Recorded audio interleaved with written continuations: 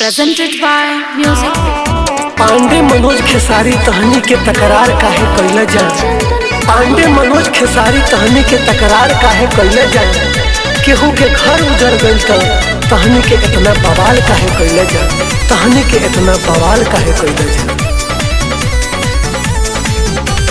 श्यामा देहाती जाके नीमन न कोइल मनोज खेसारी में तू लफड़ा बढ़इल काहे ऐसा का काम करता जाहो दादा।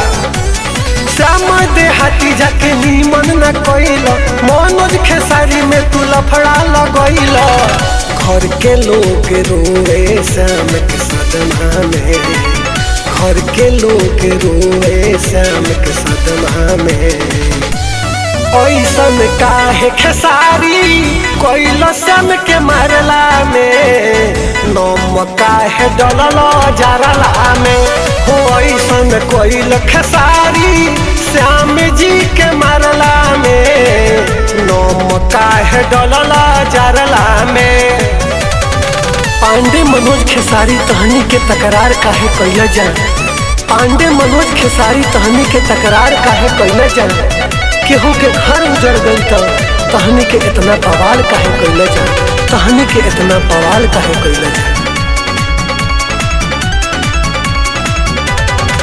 सभे लोगों कहे खेसारी के अब खराब हो।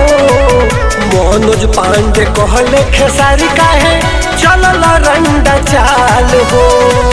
काहे आपस में ये सब गाली गलौज करता जनीमा लगता। सभे लोगों कहे खेसारी के अब खराब हो। मनोज पांडे कहे खेसारी काहे चलल रंडा चाल हो। तोहनी के फायदा का जहर घोरला में।